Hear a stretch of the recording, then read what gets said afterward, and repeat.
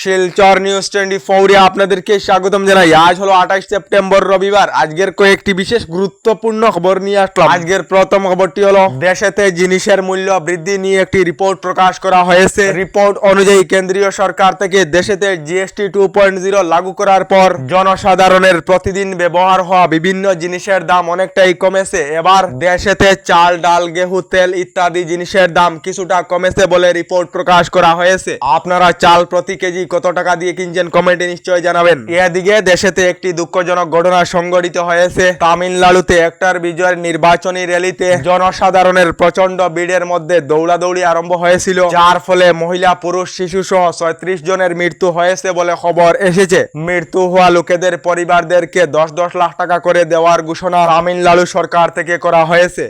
এদিকে দেশেতে সম্পূর্ণ স্বদেশী রূপে 4G নেটওয়ার্ক লঞ্চ করা হয়েছে, যার ফলে দেশের গ্রামে গ্রামেতে পৌঁছাবে হাই স্পিড ইন্টারনেট। আপনারা হয়তো জানেন গতকাল দেশের প্রধানমন্ত্রী নরেন্দ্র মোদী বিএসএনএল এর 4G নেটওয়ার্ক লঞ্চ করেছেন এবং দেশ জুড়ে 97,500 বিএসএনএল এর মোবাইল টাওয়ারের উদ্বোধন করেছেন। এই টাওয়ারগুলি বর্তমানে 4G নেটওয়ার্কে কাজ করবে এবং শীঘ্রই 5G নেটওয়ার্কেতে আপগ্রেড করা হবে বলে জানিয়েছেন প্রধানমন্ত্রী নরেন্দ্র মোদী।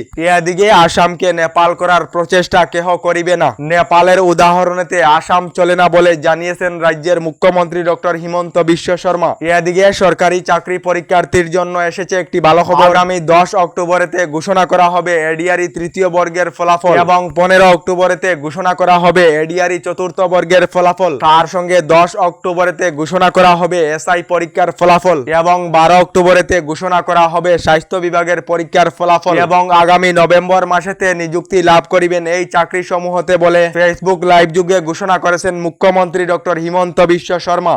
এদিকে আসাম বিটিসি নির্বাচনের ফলাফলেতে আগ্রামা মাহিলারির বিপিএফ দলের বৃহৎ জয়। বিটিসি নির্বাচনেতে বিপিএফ দল 27টি সমষ্টি লাভ করেছে এবং বিজেপি 6টি সমষ্টি, ইউপিপিএল 7টি এবং কংগ্রেস খাতা খুলতে পারেনি বলে খবর এসেছে। এদিকে আগামী দীপাবলি উপলক্ষে মহিলাদের জন্য রাজ্য সরকার থেকে ভালো খবর ঘোষণা করা হয়েছে। দীপাবলি উপলক্ষে 1,85,00,000 মহিলাদেরকে একটি করে বিনামূল্যে এলপিজি গ্যাস সিলিন্ডার প্রদান করা হবে বলে ইউপি সরকার থেকে ঘোষণা করা হয়েছে। এদিকে গড়েতে উজ্জ্বলা যোজনার গ্যাস কানেকশন না থাকা সকলদের জন্য এসেছে একটি ভালো খবর।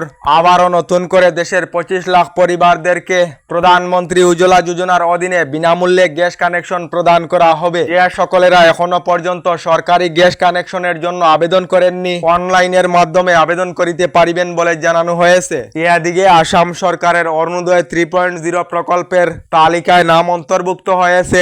এই সকল মহিলাদের জন্য রাজ্য সরকার থেকে ভালো খবর ঘোষণা করা হয়েছে। মহিলাদেরকে অরুণোদয় প্রকল্পের 1250 টাকা করে দেওয়ার বিভিন্ন তারিখ রাজ্য সরকার থেকে করা হয়েছিল, কিন্তু যে কোনো কারণে মহিলাদেরকে অরুণোদয় প্রকল্পের টাকা দেওয়া হয়নি। এবার গতকাল রাজ্যের মুখ্যমন্ত্রী doctor Himanta Biswa Sarma Facebook live যুগে মহিলাদেরকে টাকা দেওয়ার সঠিক তারিখ ঘোষণা করেছেন। আগামী 7 অক্টোবরেতে মহিলারা অরুণোদয় প্রকল্পের টাকা লাভ করিবেন বলে ঘোষণা রাজ্যের মুখ্যমন্ত্রী ডক্টর হিমন্ত বিশ্ব শর্মার। এদিকে শামকানু মহন্তের সকল ব্যাংক অ্যাকাউন্ট এবং ক্রেডিট কার্ড সহ প্যান কার্ড, ভিসা ফ্রিজ করা হয়েছে, যাতে শ্যামকানু মহন্ত দেশের বাইরে যেতে পারে না বলে জানিয়েছেন মুখ্যমন্ত্রী। এদিকে এখনো পর্যন্ত সরকারি গড় লাভ না করা সকলদের জন্য এসেছে একটি ভালো খবর। ইতিমধ্যে প্রধানমন্ত্রী আবাস যোজনার অধীনে নতুন সরকারি গড়ের তালিকা প্রকাশ করা হয়েছে। যে সকলেরা জীবিকা সখীর মাধ্যমে সরকারি গড়ের জন্য আবেদন করেছিলেন এবং জিওটেক করেছিলেন, তাদের ভেরিফিকেশনের কাজ ইতিমধ্যে চলিতেছে।